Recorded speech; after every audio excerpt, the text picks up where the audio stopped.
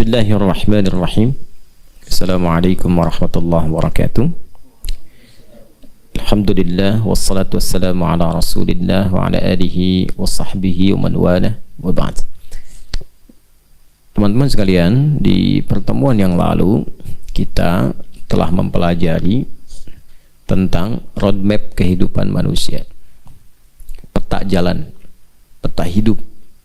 Setelah kita membahas tentang esensi kehidupan kita, siapa ini kita ini, kenapa ada di dunia, apa yang dilakukan, kemana setelah itu, bagaimana dievaluasi. Nah, kita sudah membahas itu semua dan memahami dan menemukan siapa kita, keturunan siapa, tugasnya apa. Ya, bagi yang baru bergabung, dicek lagi di awal jumpa kita saat i'tikaf. Pembahasannya ada. Kemudian setelah paham siapa kita, memahami peta jalan supaya tahu menjalani kehidupan itu seperti apa.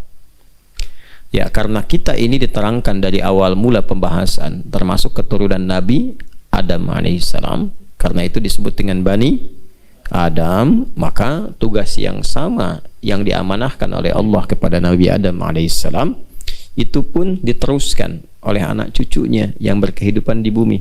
Karena memang hidup di bumi ini, al-ard ini, membawa misinya satu, untuk menjadi khalifah, dengan 3 makna utama itu ya, yang saling menggantikan, yang membawa segala hal yang bermanfaat, serta yang menunaikan tugas dengan sukses dan membahagiakan apapun aktivitasnya. Nanti frame-nya ya disebut dengan ibadah. Semua pekerjaan di muka bumi ini yang diniatkan sebagai ibadah maka menjadi amal saleh. Diberikan bekal awal berupa iman, kemudian setelah itu ilmu dan diteruskan. Nah, bagaimana membuat peta jalan hidup untuk memilih apapun yang bisa kita pilih sesuai dengan petunjuknya? Maka rumusnya keluarkan semua kata Bani Adam yang terdapat dalam Al-Quran. Kita sudah hitung itu ya, setidaknya berjumlah 7 bagian ya, 7 kata disebutkan dalam Al-Quran di beberapa surah yang berbeda. 5 menggunakan ya Bani Adam, 2 tidak menggunakan ya, tapi hanya menggunakan Bani Adam. Terdapat di surah Al-A'raf 5 kali disebutkan, ayat 26, 27, 31, 35 dan 172. Di surah Al-Isra di ayat ke-70 dan surah Yasin di ayat ke-60. Nah, di pertemuan yang lalu kita sudah mengambil 4 ya. Ya kan? Baik, membahasnya dari surah apa dan ayat berapa dulu? Seingat? Al-A'raf 172. Jadi sebelum berkehidupan, memulai aktivitas sebagai khalifah di muka bumi dengan 3 misi tadi, sebelum terlahir Allah sudah mengingatkan mengambil komitmen ya, yang diberikan bekal iman dulu. Ingat itu ya. Jadi nanti apapun yang dilakukan dalam kehidupan kita itu di muka bumi, tugasnya apapun, maka kalau ingin mudah, ingin lancar ya, harus diawali dengan iman. Kan belajar pakai iman. Wa ma kana al-mu'minuna liyanfiru kaffah, kan? Kemudian bekerja pakai iman. Ya ayyuhalladzina amanu kulu min thayyibati ma razaqnakum. Kalau kita mulai semua dengan iman, maksudnya menyambungkan, mengoneksikan diri kita dengan Allah, maka oleh Allah akan dibuka semua akses kemudahan-kemudahan dalam berkehidupan. Nah, nanti pembuktian iman itu lahirnya perbuatan yang dinilai benar oleh Allah, dinilai baik. Semua perbuatan yang dinilai baik disebut soleh, amal soleh namanya. Amal itu perbuatan. Kalau Allah nilai itu baik, benar, disifati dengan soleh. Kapan amal menjadi soleh? Kalau pakai iman. Ya, karena itu konsepnya jelas disampaikan dalam Al-Quran. Wal 'asr innal insana lafi khusr illa alladhina amanu wa amilus salihat.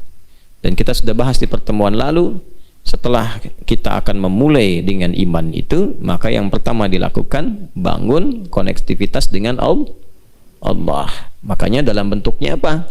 Ya, dalam bentuk ibadah pertama yang menyambungkan kita dengan Allah berupa salat. Jadi sebelum memulai aktivitas duniawi kita, bangun dulu hubungan dengan Allah. Nah, iman itu mengoneksikan kita dengan Allah. Bagaimana mengaktifkan sinyal iman? Kan harus aktif. Antum punya handphone, ada sinyalnya, tapi nggak diaktifkan, handphone nggak dinyalain, turn on, nggak dinyalakan. Bisa nggak dipakai untuk komunikasi? Tidak. Nah, cara menyalakan iman itu, ya, mengoneksikan dengan Allah itu nanti ada panggilan, panggilannya panggilan iman. Itulah yang di ayat 31. Jadi dari ayat 172 ke ayat 31. Ya kan? Dari Bani Adam ke ya Bani Adam, komitmennya Bani Adam. Wa idh akhadha rabbuka min bani Adam min zuhurihim dzurriyyatahum wa asyhadahum ala anfusihim alastu bi rabbikum. Nah, itu komitmen keimanan, syahadat, persaksian. Setelah itu diaktifkan sinyal imannya. Ya, lewat ayat ke-31. Ya Bani Adam khudhu zinatakum 'inda kulli masjid. Cara menerjemahkan yang paling nyamannya, hei semua anak cucu Adam, kalau ada panggilan dari masjid, segera respon, kenakan pakaian terbaikmu. Tuh, menghadap Allah tuh begitu, harus pantas. Ya, kan kita pengen kasyaf, dibuka segala kemudahan, akses. Nah, karena itu ketika menghadap Allah, berpenampilan yang baik. Ya, baik penampilan itu penampilan fisikal, pakai baju yang bagus, terus komunikasi juga ditata. Ya, Anda bertemu dengan orang-orang makhluk loh di muka bumi, dengan kiai, dengan ustadz, dengan pimpinan perusahaan, dengan tokoh, kan pakai baju bagus, ya kan? Terus kata-katanya diatur kan, supaya lancar, supaya tidak tersinggung. Ini menghadap, menemui pencipta segalanya, Tuhan kita yang hak. Nah, maka harus lebih bagus daripada bertemu dengan manusia. Ini kan penciptanya, Khaliq. Nah, itu kalau pengen dibuka oleh Allah harus begitu. Makanya ulama-ulama kita itu kalau mau menyembah Allah itu Masya Allah. Jadi ada salah satu ulama di Indonesia itu, kalau makan pun makan itu penampilan dijaga. Ya, nggak pernah makan misalnya pakai pakaian yang kurang layak atau aurat terbuka. Itu makan saja. Kalaupun pakai kaos, kaosnya layak. Kalaupun nggak pakai peci, disisir rambutnya rapi. Muridnya bertanya kemudian, mengklarifikasi. Ya, kenapa katanya? Ya, kiai gitu kan harus seperti itu gitu yang dilakukan, ingin belajar. Ya, kata beliau, saya bukan mengagungkan makanan, ya, bukan mengkultuskan makanan, ya, bukan, tapi mengagungkan pemberi rizki. Itu mensyukuri, saya sedang bersyukur kepada Allah karena sedang diberi makan sekarang.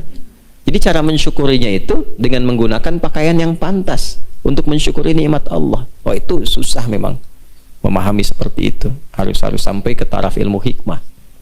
Ya, kalau sudah mendapatkan hikmah itu, semua yang kita hadapi itu semuanya kita merasakan anugerah Allah. Jelas ya? Nah, karena itu panggilannya panggilan iman. Dari masjid itu kan ada panggilan kan? Ya kan? Sampai ke telinga kita kan? Telinga bahasa Arabnya disebut udhun, jamaknya adzan. Adzan kan dari masjid. Adzan itu kan sifatnya panggilan kan? Terus disebutkan nama siapa di situ? Allah. Nah, nama Allah ketika disebutkan itu sedang mengkoneksikan iman, di turn on, diaktifkan iman kita lewat suara itu. Dipijit tuh. Tak. Nyala nggak? Nah, kalau nyala ada getaran di hati. Nah, itu bukan ilmu otak-atik, itu dari Quran surah ke-8 ayat kedua. Al-Anfal ayat 2. Innamal mu'minuna alladzina idza dzukirallahu wajilat qulubuhum. Insan beriman itu kalau sudah ada imannya, ya, diceknya gampang, diaktifkannya gampang. Jika disebutkan nama Allah, ada konfirmasi getaran dalam hatinya. Wajilat qulubuhum, ada getaran di hatinya, di kolbunya. Kan iman tempatnya di kolbu. Karena itu kalau sudah punya iman, dengar adzan beda responnya. Allahu Akbar, nyala. Nah, ya kan? Nyala imannya. Ya Allah, sudah adzan. Nanti semakin kuat, belum dipanggil sudah nyala, sudah siap-siap. Tapi kalau belum punya iman, nggak akan pengaruh suara adzan tuh. Ini suara apa sih gitu? Hah? Karena belum ada koneksinya. Nah, nanti tergantung ini sekuat apa itu iman yang sudah diaktifkan itu. Beda-beda. Antum kan kalau nyalain handphone, ya kan, sinyalnya bisa beda-beda kan? Hah? Ada yang sinyalnya kuat, ada yang sinyalnya biasa-biasa, ada yang sinyalnya lemah. Kalau sinyal lemah, komunikasinya lancar nggak? Nggak kan, naik turun kan? Ya kan? Sinyalnya kuat, cepat kan, jelas komunikasinya, tenang. Nah itu begitu orang-orang yang imannya itu kuat. Nah ini ya, dipanggil itu bukan sekedar datang, tapi dia mempersiapkan dengan penampilan yang layak. Gitu. Kenapa? Kenapa? Karena alladzina yadhunnuna annahum mulaqu rabbihim. Gitu. Quran surah ke-2 Al-Baqarah ayat 46. Karena mereka merasa akan menghadap Rabbnya. Karena merasa menghadap Rabbnya yang paling agung itu, maka diperbaiki penampilan, dibagusin. Nah itu membuka akses. Ya, gini, kalian datang ke orang tua dengan penampilan yang bagus, harum gitu. Orang tua senang nggak? Kata-kata sopan, senang nggak? Senang. Dipeluk, dicium, didoain walaupun belum diminta. Kadang-kadang dikasih uang saku. Gitu ya. Allah itu punya sifat Rahman dan Rahim. Kita datang dengan menghamba, tapi memuliakan diri kita dengan penampilan terbaik untuk mengagungkan Allah. Allah senang. Gitu ya. Nah, kalau Allah senang, semua dibuka. Makanya cara kita meningkatkan semua nilai-nilai aplikasi iman itu kan ujungnya disebut takwa. Kalau sudah takwa, yang diakumulasikan, takwa itu kan bentuknya itu refleksi dari iman. Pancaran iman itu takwa. Ya, bentuknya kan amal soleh kumpulannya. Salat, infak, puasa, zakat itu dari iman semua. Alladzina yu'minuna bil ghaibi wa yuqimunas shalah wa mimma razaqnahum yunfiqun. Ya ayyuhalladzina amanu kutiba alaikumus shiyam. Kalau dikumpulkan semuanya jadi takwa nanti. Ya, makanya takwa itu kan selalu melekat ya dengan amal soleh kan. Puasa ujungnya takwa la'allakum tattaqun. Yang tadi itu yang kita sholat, kita infak, dibukanya dengan takwa, hudal lil muttaqin. Kalau sudah takwa, akses dibuka. Iman ketemu takwa, dibuka langit dan bumi. Apapun yang mau kita dapatkan, Allah buka. Itu yang surat Al-A'raf itu ayat 96. Walau anna ahlal qura amanu wattaqaw la fatahna 'alaihim barakatim minas samai wal, dibuka pintu langit bumi. Jadi beraktivitas di bumi dibuka, akses ke langit cepat. Ya, itu gambaran kalau kita berdoa itu cepat dikabulkan, itu kan? Kalau kita beraktivitas dimudahkan, dibuka. Mau ilmu pakai takwa, percepatan. Quran surah kedua akhir ayat 282, wattaqullaha wa yu'allimukumullah. Punya masalah cepat diselesaikan. Ya. Wa may yattaqillaha yaj'al lahu makhraja. Makhraja kan? Wa yarzuqhu min haitsu la yahtasib. Ingin bahagia, takwa. Wattaqullaha la'allakum tuflihun. Tuh. Itu aksesnya. Nah, untuk mempraktekkan itu semua amal soleh, setelah kita pengen meningkatkan iman, pengen punya akses takwa, kan mesti ada contoh kan yang mengajarkan. Nah, maka masuklah kepada ayat yang ketiga. Kemarin kita bahas kan? Apa ayat selanjutnya? Ayat 35 tentang Rasul kan? Ya, ya bani Adam imma yatiyannakum rusul. Makanya kalau pengen sholat, lihat Rasul contohkan, ya kan? Jelas ya? Mau zakat, lihat keterangan dari Rasul Sallallahu Alaihi Wasallam bagaimana ukuran-ukurannya. Mau haji, mau puasa, pasti ada ketentuan. Nah, indahnya dalam Islam tidak ada satu pun aktivitas kecuali Rasul memberikan petunjuk, mengajarkan, bahkan menyontohkan. Gitu. Itulah di Islam itu lengkap semua, koneksinya tersambung semua. Makanya nggak mungkin ini buatan manusia, sekali lagi. Ya, ini pasti Allah yang berikan, yang punya segalanya. Nah, kemudian setelah kita siap, bikin petanya itu, mau ngerjain apa, yang kemarin kan ini, terakhir ya, yang kita bahas itu, dari mulai ibadah sampai ke muamalah. Setelah itu apa? Setelah itu, mesti waspada, pelajari tantangannya. Nah, kalau mau ke sini kan lihat jalan, ya kan? Nah, kan ketahuan kan? Kalau lihat map itu ada merah kan, terus ada laporan kan, ya kan? Kalau nggak tahu di jalannya itu ada lubangnya, ya kan? Macetnya parah gitu, terjebak kan di situ. Kalau nggak tahu licin bisa terperosok, apalagi jalannya malam, ya kan? Maka apa yang harus dilakukan? Mesti tahu selain penunaiannya, ya kan? Juga tahu medannya. Selain tahu bagusnya, tahu juga tantangan-tantangannya. Ya, maka di Islam itu mengajarkan seperti itu. Makanya kalau mau kemanapun dipelajari dengan baik. Mau bekerja juga begitu. Mau bisnis pelajari resikonya apa, tantangannya apa. Belajar juga begitu, harus tahu ke kampus mana ada apa aja. Kira-kira tantangan yang dihadapi akan apa saja. Itu. Mau belajar mata pelajaran apapun, lihat tantangannya apa. Itu lengkap di Islam itu. Mau berumah tangga juga dijelaskan. Ini masalah yang mungkin lahir. Enaknya di Islam itu kita belum alami, sudah diberikan petunjuknya. Coba di rumah tangga begitu akan menikah, jangan nanti kalian pas menikah baru belajar. Sebelum nikah belajar. Sudah ada ayat-ayatnya. Tugas laki-laki apa? Ar-rijalu qawwamuna 'alan nisa bima faddalallahu ba'dahum 'ala ba'dhin wa bima anfaqu min amwalihim. Setelah itu tugas perempuan, fas-salihatu qanitatun hafizatu lil ghaibi bima hafizallah. Setelah itu diungkap, ini kemungkinan ada masalah-masalah yang terjadi di rumah tangga. Ini loh diantara masalahnya. Teruskan. Wallati takhafuna nusyuzahunna fa'idhuhunna. Kemudian wahjuruhunna. Kemudian fil madaji wadribuhunna. Itu urutan-urutannya. Ini kemungkinan akan ada salah komunikasi, gitu. Ya kan? Kemungkinan akan diem-dieman. Tuh. Kemungkinan, awas hati-hati, ada kontak fisik tuh. Kalau ada kontak fisik, mana yang ditoleransi, harus seperti apa, jangan sampai menyakiti. Ya, kemungkinan ada yang nggak selesai masalahnya di antara suami istri, mesti ada pihak-pihak lain yang memberikan solusi. Siapa yang harus dipilih? Ayat nanti 35-nya. Fa in khiftum shiqaqa bainihima fab'athu hakaman min ahlihi wa hakaman min ahli. Ada lengkap semua. Di Islam tuh indah, lengkap. Ya, balik lagi. Nah, maka disampaikan setelah ada petunjuk dari Rasul, dijelaskan kepada kita ada tantangan nanti yang akan mengganggu. Jangan dikira diminta sholat, Rasul contohkan, kita kerjakan lancar begitu aja. Tidak, akan ada pengganggu. Dan sudah mendeklar kepada Allah, dia akan mengganggu. Ya, nah, maka di situ diingatkan. Nah, pindah lagi yang keempatnya Bani Adamnya. Surat apa ayat berapa? 7 ayat 2. 7. Apa bunyinya? Ya bani Adam la yaftinannakumus syaitanu kama akhraja abawaikum minal jannah. Disebutkan setan. Di setiap amal baik pasti akan ada setannya yang mengganggu kita supaya tidak menunaikan kebaikan itu. Di setiap ada yang soleh akan selalu ada godaan potensi untuk salah. Ingat itu ya. Nah, boleh bikin status.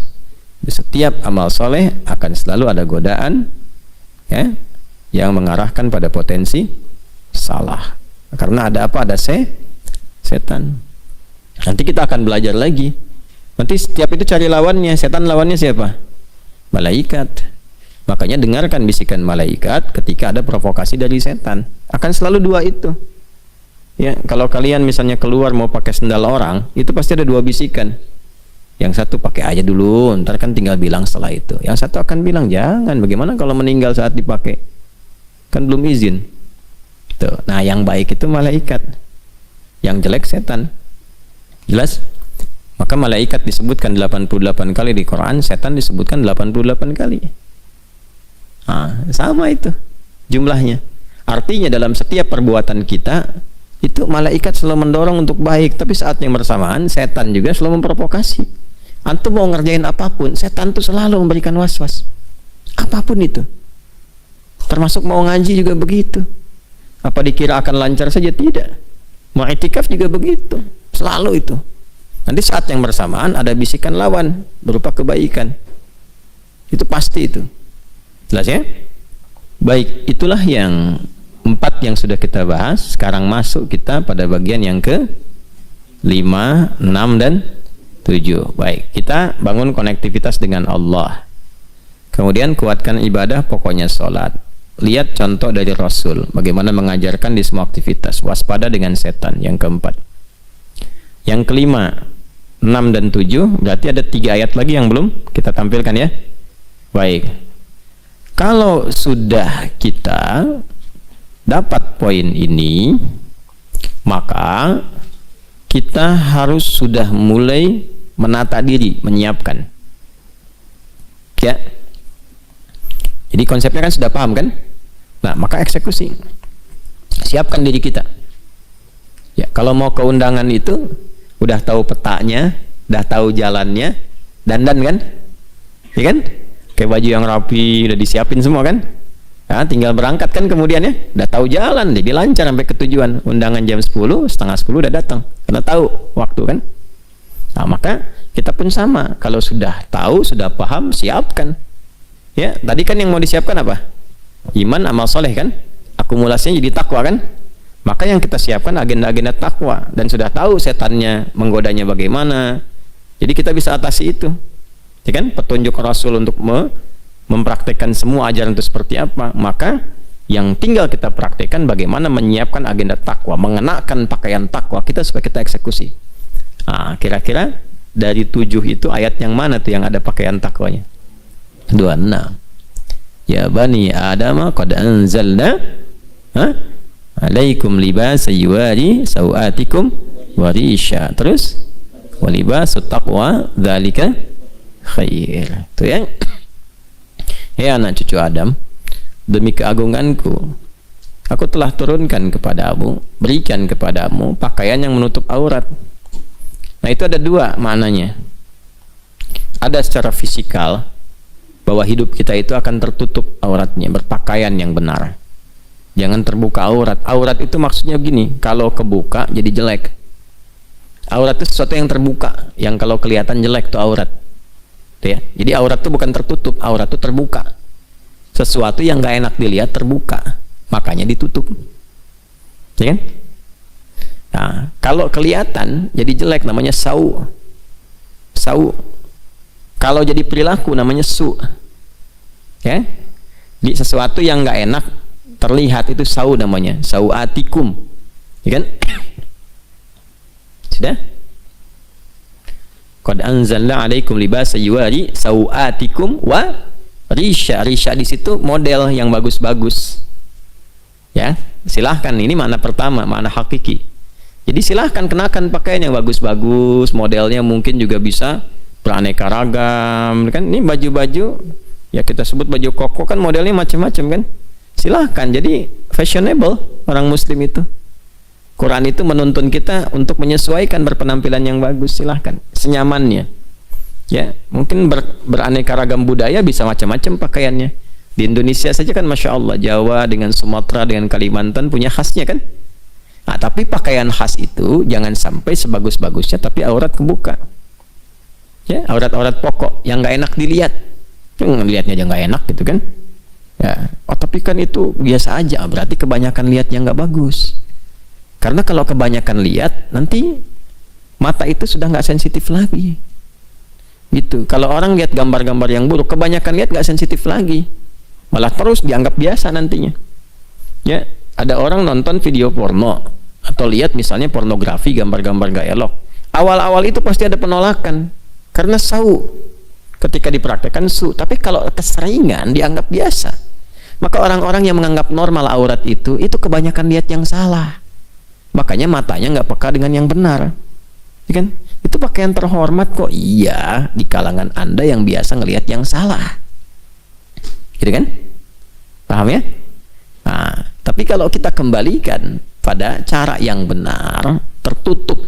Kan fitrah manusia itu sebetulnya kalau melihat sesuatu yang tak pantas dilihat sensitif tuh, nggak enak ngelihatnya. Ya, ngapain sampai dibuka-buka begitu, gitu kan? Nah, dan seterusnya lah. Kita nggak usah bandingkan dengan makhluk-makhluk lain. Ya, cukup kita berperilaku sebagai manusia aja. Nah, Allah itu mengatur kita supaya tampil bermartabat dan membedakan dengan makhluk-makhluk yang lainnya.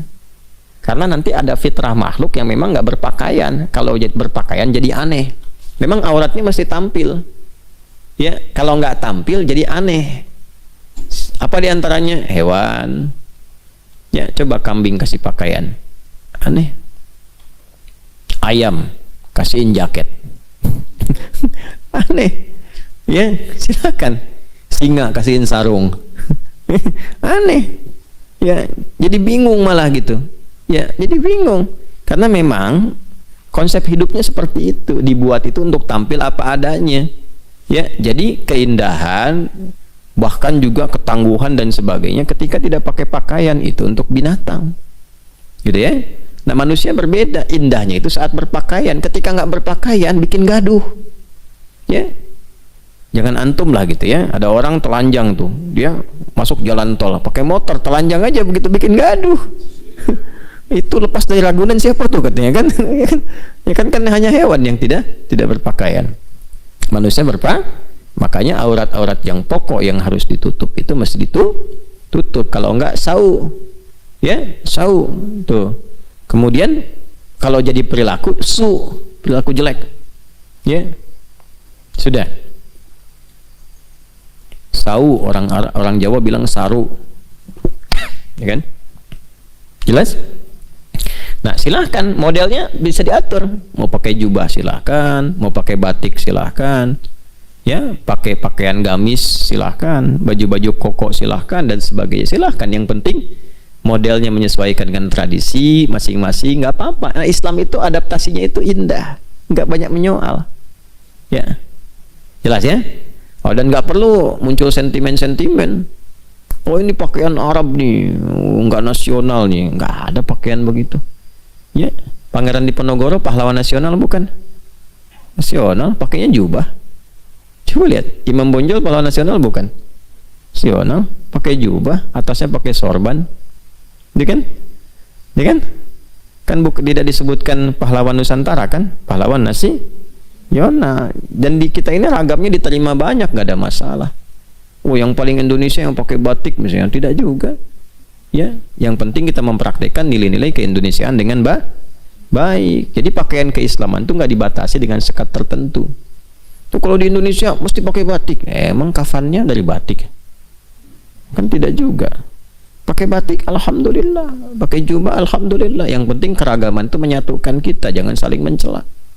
Ya, saya senang pakai batik, pakai baju gamis, koko, pakai jubah, gitu kan. Tapi untuk menunjukkan bahwa semua ini layak untuk dipakai sepanjang menutup apa? Aurat. Jelas ya? Nah, cuma pakaian apapun sebagus-bagusnya intinya ada pada takwanya. Walibasut taqwa dzalika khair. Ya kan? Nah, jadi yang pertama itu maknanya makna hakiki. Ketika masuk libasut taqwa, maka itu masuk makna maknawi, majaz namanya. Jelas? Jadi pakaian itu ada dua, yang dikenakan, nih yang material, hakiki. Yang kedua dari perilaku. Perilaku itu menentukan juga, perilaku itu seperti pakaian. Ya. Tapi pakaian pun akan mencerminkan penilaian orang sebelum kita berperilaku. Ya kan? Coba antum nih sebetulnya ahli Quran dan sebagainya, tapi pakaiannya dilusuhin, pakaian lusuh, terus tambal-tambalan, compang-camping, terus dikasih cemong-cemongan misalnya, masuk ke mall, kan? Jangankan ke mall lah, ke masjid aja. Masjidnya nggak usah yang di sini, ke Istiqlal sana. Kira-kira cara pandang pengurus Istiqlal bagaimana? Akan berbeda karena yang dilihat pertama kan penampilan. Nggak bisa antum misalnya dan judge people by its cover, nggak bisa. Orang kelihatan begitu bukan cover namanya, kan? Nggak bisa. Ya itu tuh kalau sewajarnya, ya. Jangan lihat orang berdasarkan penampilannya dulu. Enggak, penampilan itu menentukan. Dalil Qurannya kan tadi begitu. Maka tampil yang sewajarnya, jangan membuat orang tuh merasa resah dengan kehadiran kita. Ya, jelas? Nah, tapi yang kedua, sebagus-bagusnya berpakaian, kalau perilakunya buruk pun, tetap penilaian orang akan jadi buruk. Bagus nih, pakai dasi, pakai jas, wah keren. Nah, sepatunya nggak usah sebut merek lah, saya tidak ingin mengendorse. Pokoknya bagus lah, dari atas kepala sampai kaki, pakaian nilainya 1 miliar misalnya. Tapi korupsi, dan itu hasil nyolong, kan? Terus ketahuan. Kira-kira respon orang baik tidak? Tidak. Nah, karena itu mengenakan pakaian apapun itu pakaian takwa yang paling bagus. Perhiasan terbaiknya adalah perilaku yang disulam dengan nilai-nilai takwa. Walibasut taqwa dzalika. Tahu dari mana makna takwa di situ? Itu adalah makna sikap perilaku yang dibawa dalam pergaulan. Nanti ditafsir di Quran surah 49 ayat 13. Ya ayyuhan nasu inna khalaqnakum min dzakarin wa untha wa ja'alnakum syu'uban wa qabaila li ta'arafu. Teruskan, inna akramakum 'indallahi atqakum. Silahkan bergaul, mungkin beda daerah. Ini kan yang ada di sini ya, Santi-Santi PKO ini kan nggak ada di daerah yang sama semua. Lombok, ya kan? ada yang dari Medan, Medannya juga beda-beda. Ya, kan daftarnya Medan aja. Padahal belum tentu kan, mungkin dari Medan masih 100 kilo. Itu kan? Masih sekian jauh. Ya, ada yang dari Madura, bilangnya Madura kan. Padahal mungkin Sumenep gitu, kan? Nah, nyebrang pulau lagi kan. Ya nggak ada masalah, bagus itu. Ya, ada yang dari Depok, Bekasi, ada yang dari Aceh, dari macam-macam. Mana-mana. Nah, itu syu'ub namanya. Dari Jawa sukunya mungkin bisa beda-beda. Dari Sumatera bisa beda-beda. Marganya kan lain-lain. Ada Nasution, ada Hasibuan, ada Lubis, itu kan? Dan seterusnya. Nah, jangan sampai menjadi sekat bagi kita untuk bergaul. Silahkan saling mengenal, lita'aruf. Ya, bukan litakhosum.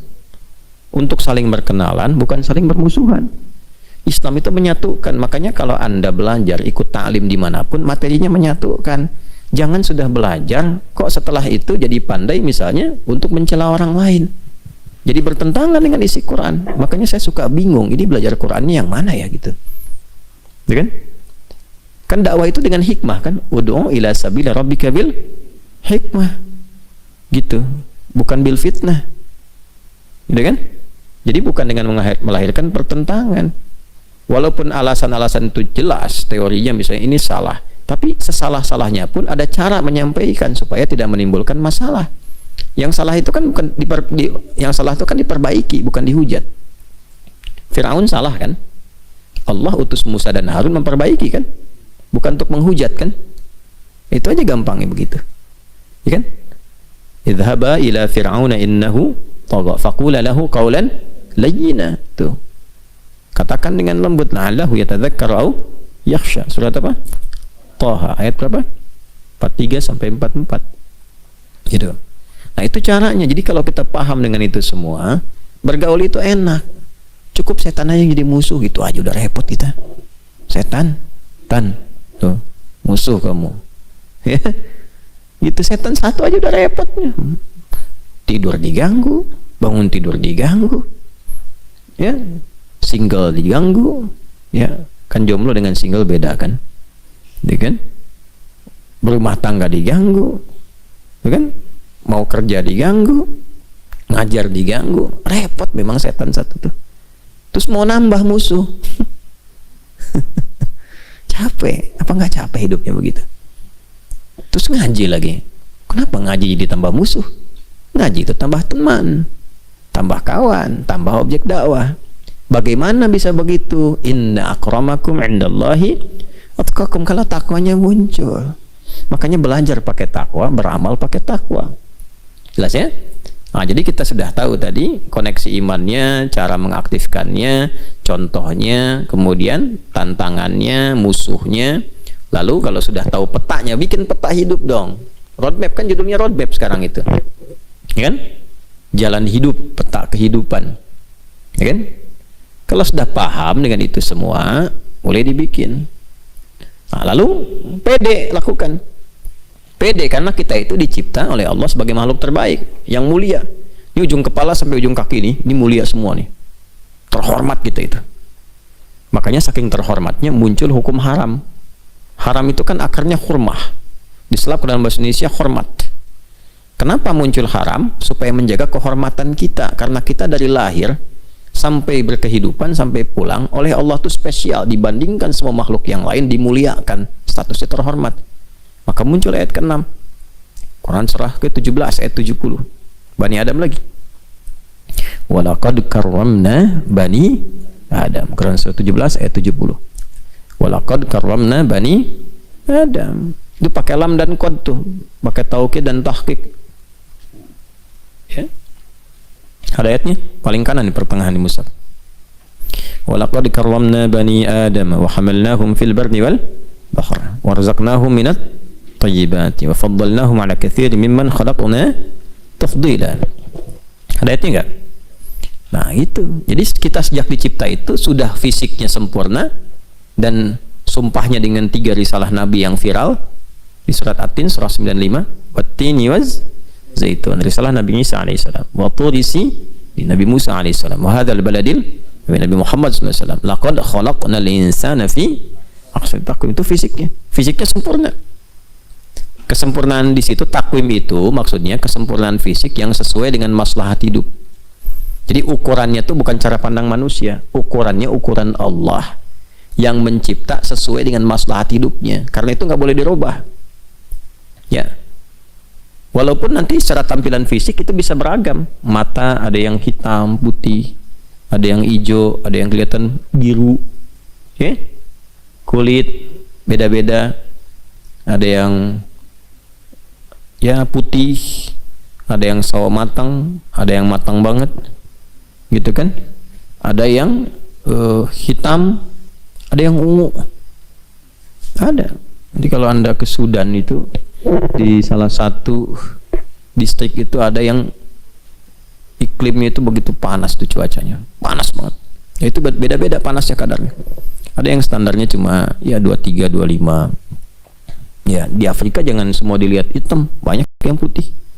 Di Libya banyak yang putih, ganteng-ganteng. Ya, saya nggak sebut perempuan ya, laki-lakinya aja. Mesir juga kan Afrika Utara. Gitu kan? Ya. Sebab perempuan tuh kasihan, dan kadang kasihan tuh maksudnya begini, ke kitanya bukan ke perempuannya. Bisa jadi kalau nggak bisa jaga hati, fitnahnya banyak.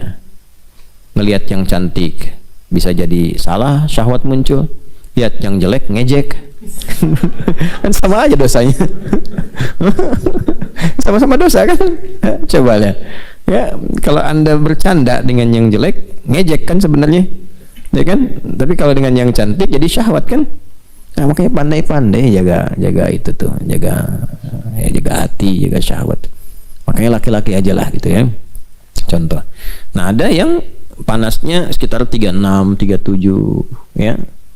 Dekat ke 40, coklat. Ada yang memang standarnya itu 40 ke 45, hitam. Ada yang rata-rata 50, kadang-kadang ke 55. Jadi kalau yang dari 26 ke situ, kayak kita nih kan paling-paling 26, 30-an lah gitu ya. Masuk ke wilayah itu yang 50, 55, waduh, nggak bisa tidur. Ya. Itu subhanallah, kalau mau tidur itu nyiram air dulu, kasurnya disiram air dulu, baru bisa tidur. Gitu. Tapi apakah itu Allah turunkan untuk menjadikan sifat rasial muncul di manusia? Bukan. Supaya mereka bisa mudah menyesuaikan dengan alam. Gitu. Di yang 55 itu, 50, 55. Ya, kenapa kulitnya itu sampai ungu? Ketika mereka keluar, itu bisa menyesuaikan dengan alamnya. Biasa aja kerja-kerja, aktivitas nyaman, dan nggak akan merasa takut jadi hitam. Udah ungu. Ya, tapi itu bisa menerima. Jadi adaptasi dengan cuacanya tinggi. Dan masya Allah, hemat. Masak telur, taruh dikit di luar sebentar, matang, balik lagi. Jemur pakaian, saya pernah itu waktu di Libya, musim panasnya panas banget itu. Ya, baru nyuci, cek, keluar jemur, masuk lagi, cek, begitu keluar lagi, udah kering, masuk gitu. Ya, masya Allah, bersyukurnya banyak banget sama Allah tuh. Bersyukur. Jadi cara melihatnya begitu, gitu ya. Nah, ini kembali kepada apa yang kita bahas tadi, secara fisik sempurna. Jadi jangan pernah melihat diri ini beda dengan orang, tidak. Ya, karena memang kita secara pribadi punya misi. Nah, setiap tampilan kita ini itu sesuai maslahat hidupnya. Kalau nggak begitu, jadi masalah nanti ke depannya. Kadang orang dari pesek pengen mancung, padahal dengan peseknya itu mungkin maslahatnya lebih banyak. Ya, lebih mendukung dia untuk pekerjaan tertentu, tampilan sesuai dengan keadaan dan sebagainya. Gitu kan? Ya, dan kalau merubah jadi bahaya nantinya. Jadi repot. Kan ukuran itu udah sesuai. Walladzi qaddara fa sesuai. Jadi antara hidung dengan ini, dahi ini, ya, di jidat ini, di dahi ini seimbang. Makanya kalau sujud itu pasti sesuai itu. Ya, ketika dahinya menempel, kan? Umirtu atau umirna, ini Ibnu Abbas radhiyallahu taala anhuma, umirna an nasjuda bi sab'ati a'dha. Kita diperintahkan untuk sujud dengan 7 anggota tubuh, kan? 1 jabhah, kening, dahi. Yang kedua 2 telapak tangan, 1 tambah 2 3. Yang ketiga 2 lutut, 3 tambah 2 5. Ya, 6 dan 7-nya mana? Ya, 2 jari atau jemari di 2 telapak kaki. Ya, 2 itu. Jadi 7. Nah, ukuran kesempurnaan bisa nyamannya, kening itu bisa lurus sampai ke belakang, kepala lurus, bagus gitu sujudnya. Nah, itu ada untuk menempelkan ini hidung, tapi isyaratnya itu hanya menunjuk ketika menyebutkan jabhah, ini menunjuk kepada hidung. Maksudnya apa? Ada keseimbangan antara kening dengan hidung. Kalau tempat sujudnya itu bagus, bersih seperti sekarang kita ini, maka hidung menempel itu akan lebih seimbang, ya. Tapi kalau tempatnya misalnya ya diprediksi ada debu, walaupun bersih apa, tapi mungkin sensitif hidung apa, itu hidung bisa naik sedikit misalnya kan, tapi masih tetap seimbang bagus. Nah kalau dirubah dari pesek jadi mancung, nggak akan seimbang. Begitu mau nempel, pasti nyangkut dikit begitu, ya kan? Ya, makanya kalau antum namanya Picasso aja, nggak usah jadi Pinocchio. Jelas ya? Itu. Jadi nggak usah dimancung-mancungin, yang mancung nggak usah dipesekin. Sebab ketika dia pesek jadi begini ntar sujudnya. Yang mancung jadi begini. Ya, paham ya? Ya sesuaikan aja apa adanya, sesuai dengan fitrah yang Allah telah berikan. Karena setan diantara godaannya begitu, provokasi tuh. Model berkembang bro, ini bro tuh masuk. Oh nggak bagus kalau nggak dirubah. Robah dulu aja dikit, tuh kan? Ya minimal tampilin dulu. Mula-mula tuh cuma nempel-nempel, besok-besok diganti. Sampai ganti ya gender, sampai ganti gender, sampai ke kelamin. Itu ada ayatnya di Quran An-Nisa tuh ya, di ayat 118 19 itu kan, la'anahullah itu kan. Kemudian apa, la'anahullah, terus ala la'attakhidanna min ibadika nasiban mafruḍa, teruskan wala udillan lahum wala umanniyan lahum, terus wala amurannahum fala yubattikunna adhanal an'am, teruskan wala amurannahum fala yughayyirunna khalqallah. Tuh itu harus kenal. Makanya kenal setan, mesti kenal. Kalau nggak kenal nggak tahu was-was setan apa bukan, gitu. Wala udillannahum, aku akan sesatkan, banyak dibikin tersesat. Wala umanniyannahum, aku kasih angan-angan, banyak menghayal. Ini waktu ngaji juga mungkin berhayal, yayalin tuh tempat-tempat setan tuh yang kotor-kotor, toilet. Makanya toilet itu puncak khayalan. Jangan lama-lama kalau masuk toilet. Kok belum keluar? Sebentar, inspirasi lagi datang. Inspirasi, imajinasi, inspirasi apa nggak ada tuh. Jangan lama-lama toilet, cepat keluar. Udah pasti itu. Udah pasti. Kalau nggak percaya silahkan. Begitu masuk toilet, pub misalnya kan, buang air besar atau apa, itu otomatis tuh setannya masuk, goda. Jelas ya? Nah kemudian yang selanjutnya apa? Ya, yang selanjutnya itu akan didorong juga untuk dekat dengan hewan, tapi hewan-hewan itu nanti ya mungkin ada yang diberi tampilan aneh-aneh, ada yang dirubah, ada yang dilukai, ada yang macam-macam. Ujung-ujungnya merubah diri, ya, merubah tampilan diri. Tampilan diri itu bukan pada yang dibenarkan, tapi pada yang dilarang. Mulai nempel-nempel dulu, pakai tato misalnya kan, ya tato naga, pengen kelihatan serem. Begitu tua jadi cacing, kan keriput terus mengecil. Tuh kan, yang menutup apa namanya tempat wudhu, macam-macam lah, ya habisin.